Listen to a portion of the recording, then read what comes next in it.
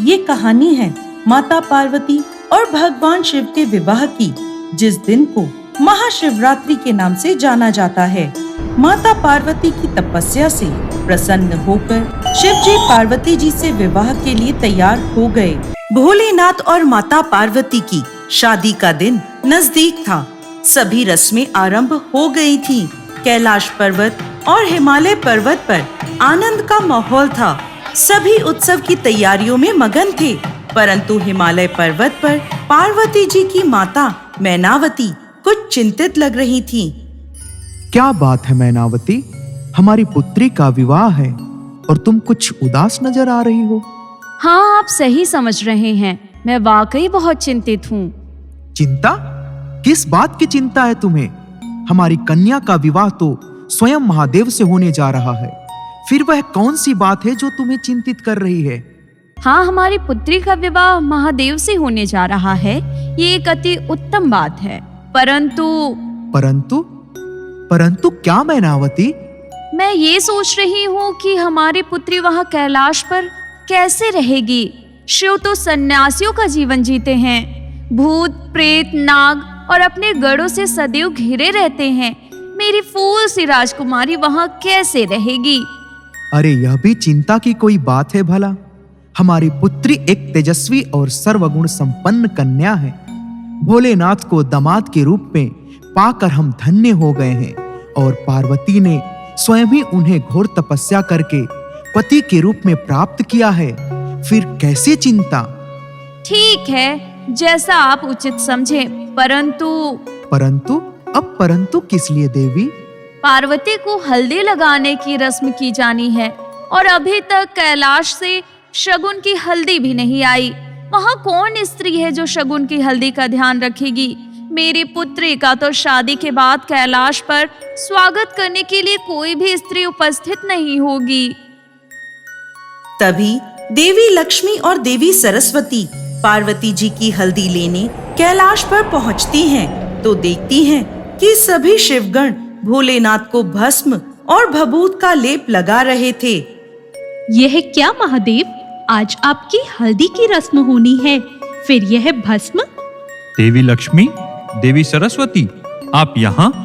हाँ महादेव, हम तो देवी पार्वती के लिए शगुन की हल्दी हिमालय ले जाने आए थे, परंतु आपको देखकर हमसे रहा नहीं गया।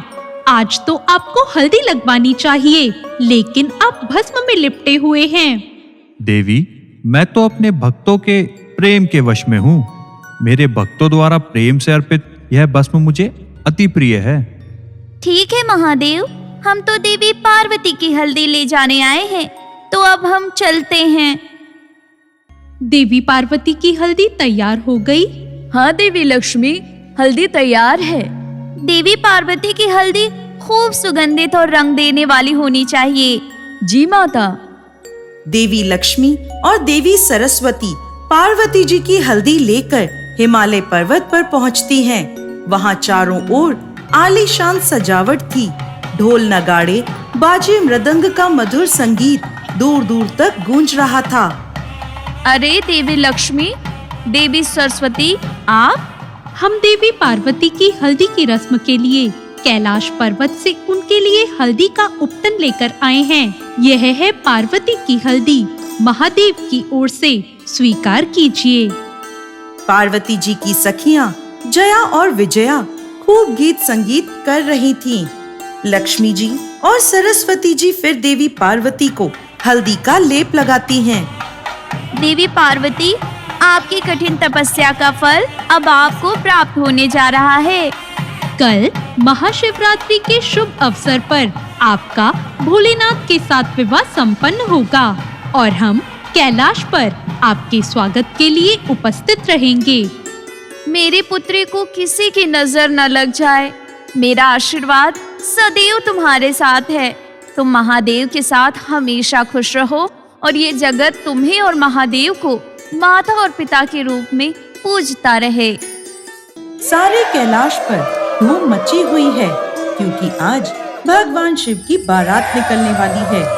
भगवान शिव के गढ़ों, भूत, प्रेतों और नागों ने भगवान शिव का भभूत से श्रृंगार किया। फिर शिव नंदी पर बैठे और बारात रवाना हुई।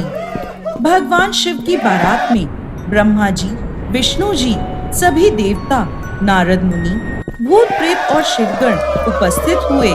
सभी नाचते गाते राजा हिमवान के द्वार पर बारात लेकर पहुँचे। द्वार पर पार्वती जी की बहनें, सहेलियां, उनकी माता मैनावती और पिता हिमवान बारात के स्वागत के लिए खड़े थे। इतनी भयानक बारात और शिव का वो रूप देख माता मैनावती बेहोश हो गईं। नहीं नहीं, ये विवाह नहीं हो सकता।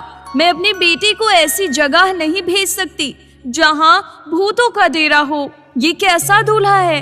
ये कैसे बाराती हैं? इतने भयानक। माँ, आपने शिव का एक ही रूप देखा है, लेकिन शिव के अनेकों रूप हैं। शिव बाहर से जैसे भी हों, अंदर से बहुत सुंदर हैं। मैं कुछ नहीं जानती, ये विवाह नहीं हो सकता।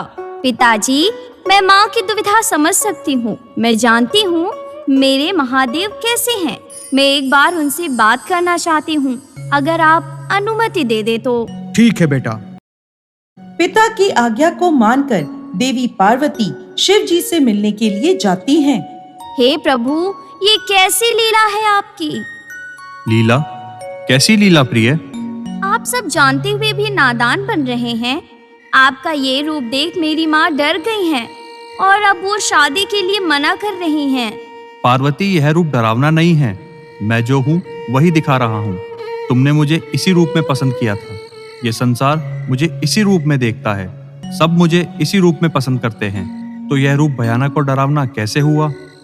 प्रभु, मैं जानती हूँ आपका वास्तविक रूप यही है, परंतु विवाह के कुछ नियम होते हैं और वो मेरी माँ हैं।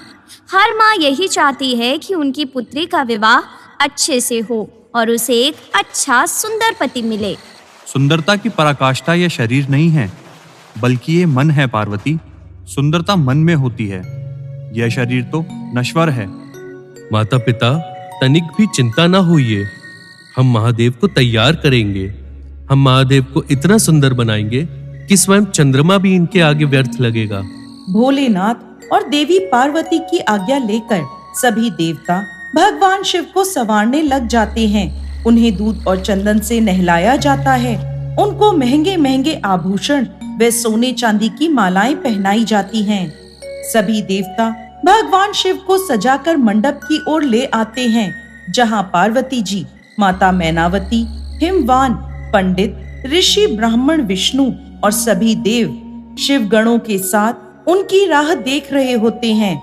भोलेनाथ का ये अद्भुत रूप देखकर सभी मोहित हो उठते हैं। किसी ने भी भोलेनाथ को इतने दिव्य रूप में पहले कभी नहीं देखा था। ऐसा लग रहा था मानो सारे संसार की सुंदरता शिव के शीश पर आ बैठी हो। फिर सभी साथ में बैठकर विवाह के कार्यक्रम संपन्न करते हैं।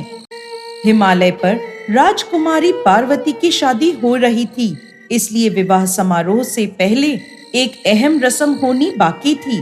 वर वधू दोनों की वंशावली घोषित की जानी थी। एक राजा के लिए उसकी वंशावली सबसे अहम होती है, जो उसके जीवन का गौरव होती है। तो पार्वती जी की वंशावली का खूब बखान धूमधाम से किया गया। आखिरकार जब उन्होंने अपने वंश के गौरव का बखान खत्म किया, तो वो उस ओर मुड़े जिधर शिव जी बैठे थे, लेकिन भगवान शिव और उनके सभी साथी मौन थे। अरे ये कैसा वर है? इसकी तरफ से कोई नहीं है जो इसके वंश का बखान करे, जो इसके वंश के बारे में बोले। अरे कोई तो बोलो, कोई तो बताए इस वर की वंशावली। क्या वर का कोई परिवार नहीं है? कोई नहीं जानता वर के परिवार के बारे में? क्या एक इतने बड़े राजा की पुत्री एक ऐसे घर में जाएगी जिसकी कोई वंशावली नहीं है? लोगों के ये प्रश्न सुनकर राजा हिमवान चिंतित हो जाते हैं। भगवान शिव भी यहाँ मौन बैठे रहते हैं।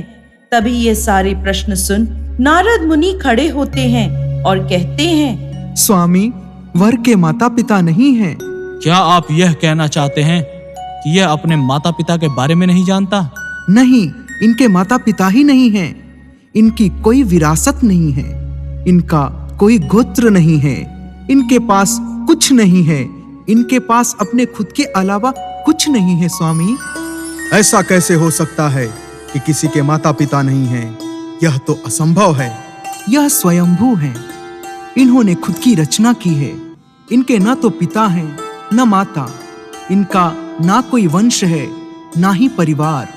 यह किसी परंपरा से ताल्लुक नहीं रखते और ना ही इनके पास कोई राज्य है। इनका ना तो कोई गोत्र है और ना कोई नक्षत्र। यह इन सब चीजों से परे हैं।